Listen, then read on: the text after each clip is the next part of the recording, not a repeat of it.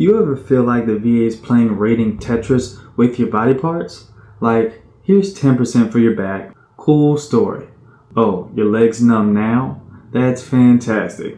Meanwhile, you're walking like a broken action figure. So here's the secret sauce they don't tell you.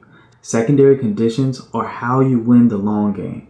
They're how you go from 70% to 90% or 90% to 100%. Legally, strategically, and with fewer migraines. Unless migraines are your secondary condition. In which case, let's file for that too. Today, I'm breaking down how to use secondary conditions to max out your VA rating. Let's turn your claim into a powerhouse and make the VA say, dang, they came prepared. Most veterans stop at their primary claim. PTSD, back pain, knee injury, done. But what if I told you the real win is in the ripple effect? The lower back pain causing numbness down your leg, that PTSD leading to sleep apnea or GERD, that knee injury wrecking your other knee or hip from overcompensation? If you don't claim those secondaries, you're leaving money, care, and your rating behind. In this video, I'm going to give you the blueprint to find your secondaries, prove they're service connected, and file them right and win without the guesswork. So let's keep it simple.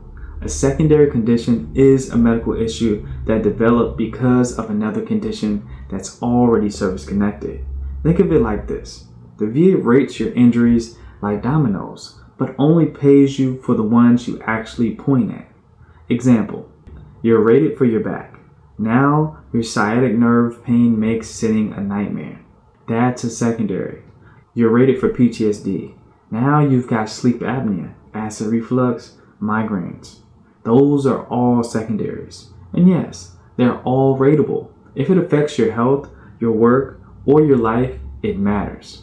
Now this is where we talk strategy and beat the VA math at its own game. Let's say you're stuck at 70%. You filed your main stuff, but you've got 10% for tinnitus, 30% for migraines, 50% for sleep apnea, 20% for radiculopathy from your back. Individually, not impressive. Together, deadly to VA math. Because each rating stacks onto the remaining healthy percentage. And the more strategic you are, the more powerful your total combined rating becomes. If your primaries can't carry you to 100%, your secondaries can finish the mission. So here's a pro tip. Always calculate your rating before you file. Use the official rating calculator. I'll post a link in the comments and pin it to the top. Check the description to get the link, if it's not already at the top of the screen. So here's where you go treasure hunting. Start by listing your current rated conditions. Then ask, what side effects do I deal with because of this? What other parts of my body are overcompensating? What meds am I taking for this? And what are their side effects? Let me show you some real examples. PTSD. Some side effects could include sleep apnea, erectile dysfunction, GERD, migraines, IBS. Let's say for a back injury. Side effects could include sciatica, hip, knee, or ankle problems, depression, even obesity. Knee injuries. Let's say opposite knee pain, hip problems, back strain. What about tinnitus? Sleep issues, anxiety, concentration problems. Think like a claims detective and write it all down. Now you've got to connect the dots. That means evidence. You need 3 things. 1, a current diagnosis. The VA won't rate a maybe. Get a clear current diagnosis for your secondary condition. Number 2, a service-connected primary condition. If that's already rated, you're golden. Number 3, a medical nexus. A letter or medical opinion that says it's at least as likely as not that such and such secondary condition is caused or aggravated by the primary condition. That exact phrase, at least as likely as not, is your golden ticket. You can get that from VA doctor, which is harder, a private physician, which is preferred, an independent medical opinion, which is ideal. And yep, my vet rating guide walks you through how to request this properly. So are you ready to file? Here's how to do it the smart way. Use VA Form 21-526 Echo Zulu. and clearly state the secondary connection in your claim. You can say something like this: I am filing sleep apnea as secondary to PTSD. And then you would include the diagnosis, nexus letter, any relevant medical records or sleep studies, upload it all in va.gov or mail it certified.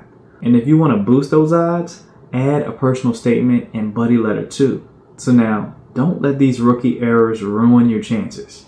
Filing without a nexus letter, forgetting to label it as secondary, submitting no medical evidence, using vague language like I have problems instead of specifics. I experience 3 to 4 migraines a week that require me to lay down in a dark room. File clean, file smart, file with a plan.